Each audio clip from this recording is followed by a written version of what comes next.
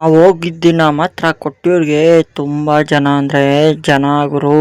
ಎಲ್ಲರಿಗೂ ಇವತ್ತಿನ ಬ್ಲಾಗ್ಗೆ ಸ್ವಾಗತ. ನಿಮಗೆ ಗೊತ್ತಿರೋ ಹಾಗೆ ನಾವು ಇವತ್ತು ಕೊಟ್ಟಿಯೂರ್ಗೆ ಬಂದಿದ್ವಿ. ಆಲ್ಮೋಸ್ಟ್ ಇಟ್ಟಿಯೂರ್ಗೆ ರೀಚ್ ಆಗ್ಬಿಟ್ಟು ಫುಲ್ಲು ಜಾಮ್ ಆಗಿತ್ತು ಅಂದ್ಬಿಟ್ಟು ಅಲ್ಲೇ ಸೈಡ್ಗೆ ಹಾಕ್ಬಿಟ್ಟು ರೂಮ್ಗೆ ಹೋದ್ರಿ.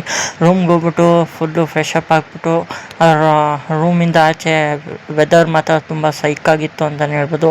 ಮತ್ತೆ ಫುಲ್ಲು ಫಾಗ್ ಆಗಿತ್ತು ಅಂತಲೇ ಹೇಳ್ಬೋದು. ಮಸ್ತಾಗಿತ್ತು ಗುರು ವೆದರ್ ಮಾತ್ರ. ಅಲ್ಲಿಂದ ಎಕ್ಸಿಟ್ ಆಗ್ಬಿಟ್ಟು ಮಸ್ತಾಗಿ ನಿದ್ದೆ ಇಳಿತಾಯಿತ್ತು ಅಂದರೆ ನಿದ್ದೆ ಇಳಿತಾಯಿತ್ತು.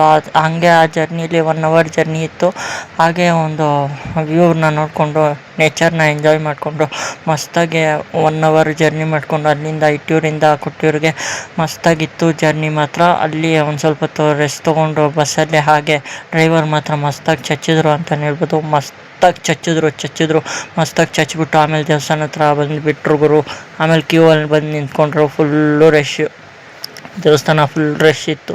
ಆಮೇಲೆ ಈ ನದಿ ನೋಡಿದ್ರೆ ನಿಮ್ಗೇನು ಅನಿಸುತ್ತೆ ಕಮೆಂಟ್ ಮಾಡಿ. ಹಾಗೆ ಇದೇ ರೀತಿ ಕಂಟೆಂಟ್ ವೀಡಿಯೋಸ್ ಬೇಕು ಅಂದರೆ ನನ್ನ ಚಾನಲ್ಗೆ ಫಾಲೋ ಮಾಡಿ. ಗೊತ್ತು ನೀವು ದರ್ಶನದ ಬಗ್ಗೆ ಕೇಳ್ತೀರಂತ. ಆಲ್ಮೋಸ್ಟು ದರ್ಶನ ಒಂದು 1/2 hour ಆಗೋಯ್ತು ಅಂತಲೇ ಹೇಳ್ಬೋದು. ಮಸ್ತಾಗಿ ದರ್ಶನ ಎಲ್ಲ ಮುಗಿಸ್ಕೊಂಡು ಆಚೆ ಬಂದ್ವಿ. ಅಷ್ಟೇ ಇವತ್ತಿನ ವ್ಲಾಗು. ಮತ್ತೆ ನಾಳೆ ಸಿಗೋಣ. ಟಾಟಾ, ಟೇಕ್ ಕೇರ್, ಬಾಯ್ ಬಾಯ್. ಮತ್ತು ವೀಡಿಯೋಸು ಫೋಟೋಸು ಮಾಡೋಕ್ಕೆ ಬಿಟ್ಟಿಲ್ಲ ಗಾಯ್ಸ್.